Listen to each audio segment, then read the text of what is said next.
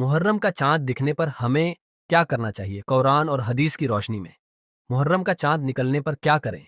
جیسے ہی محرم کا چاند نکلتا ہے ہمیں سمجھنا چاہیے کہ اسلام کا نیا سال شروع ہو گیا ہے۔ یہ مہینہ اسلامی کیلنڈر کا پہلا مہینہ ہے اور اس کی اپنی خاص عظمت ہے۔ 1. اللہ کا شکر ادا کریں اور دعا مانگیں۔ جب بھی کوئی نیا مہینہ یا نیا سال شروع ہوتا ہے تو ہمیں اللہ کا شکر ادا کرنا چاہیے کہ اس نے ہمیں ایک اور مہینہ اور سال دیا تاکہ ہم نیکیاں کر سکیں اور اپنی غلطیوں سے توبہ کر سکیں۔ دعا۔ پیغمبر محمد صلی اللہ علیہ وسلم جب نیا چاند دیکھتے تھے تو ایک خاص دعا پڑھتے تھے۔ آپ بھی یہ دعا پڑھ سکتے ہیں۔ اللہم اہللہ علینا بالیمن والایمان والسلامت والاسلام والتوفیق لما تحب وترضى ربی وربک اللہ۔ ترجمہ: اے اللہ، اس چاند کو ہم پر برکت، ایمان، سلامتی اور اسلام کے ساتھ طلوع ادے فرما اور ہمیں ان کاموں کی توفیق دے جنہیں تو پسند کرتا ہے اور جن سے تو راضی ہوتا ہے۔ اے چاند، میرا رب اور تیرا رب اللہ ہے۔ یہ دعا مانگ کر ہم اللہ سے اس نئے مہینے کو اپنے لیے برکت والا بنانے کی اپیل کرتے ہیں اور نیک کاموں کی توفیق مانگتے ہیں۔ نیک اعمال کی طرف دھیان دیں۔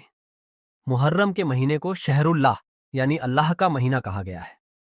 یہ 4 حرمت والے مہینوں میں سے ایک ہے جس میں گناہ کرنے سے زیادہ گناہ ملتا ہے اور نیکیاں کرنے سے زیادہ ثواب ملتا ہے۔ روزے رکھنا۔ حدیث میں آتا ہے کہ رمضان کے روزوں کے بعد سب سے افضل روزے محرم کے مہینے کے ہوتے ہیں۔ آپ اس مہینے میں جتنے زیادہ ہو سکیں نفلی روزے رکھنے کی کوشش کریں، خاص کر 9 اور 10 محرم عاشورہ کے روزے۔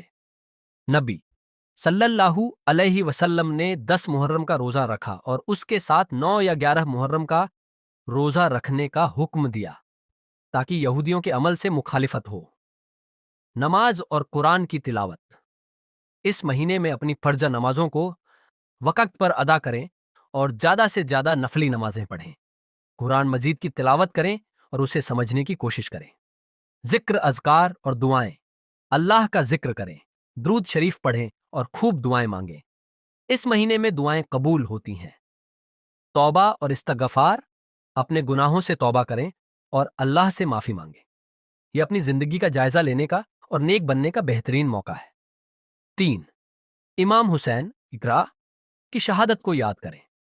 محرم کا مہینہ آتے ہی ہمیں کربلا کا دردناک واقعہ یاد آتا ہے جس میں پیغمبر محمد صلی اللہ علیہ وسلم کے نواسے امام حسین رضی اللہ عنہ نے اسلام کی خاطر سب سے بڑی قربانی دی۔ سبق سیکھیں۔ ہمیں امام حسین اور کی شہادت سے سبق سیکھنا چاہیے۔ انہوں نے ظلم اور باطل کے خلاف آواز اٹھائی۔ ان کی قربانی ہمیں بتاتی ہے کہ حق کے لیے کھڑا ہونا کتنا ضروری ہے، چاہے جتنی بھی مشکلیں آئیں۔ یہ ہمیں صبر، استقامت، دृढ़تا اور اللہ پر بھروسہ کرنا سکھاتی ہے۔ غلط رسموں سے بچیں۔ محرم میں کئی جگہوں پر ایسی رسمیں نبھائی جاتی ہیں جو اسلام کی تعلیم کے خلاف ہیں، جیسے خود کو تکلیف پہنچانا یا بیجا ماتم کرنا۔ ہمیں ان سب سے بچنا چاہیے۔ امام حسین ڈروت نے صبر اور استقامت کا پیغام دیا تھا، نہ کہ خود کو اذیت دینے کا۔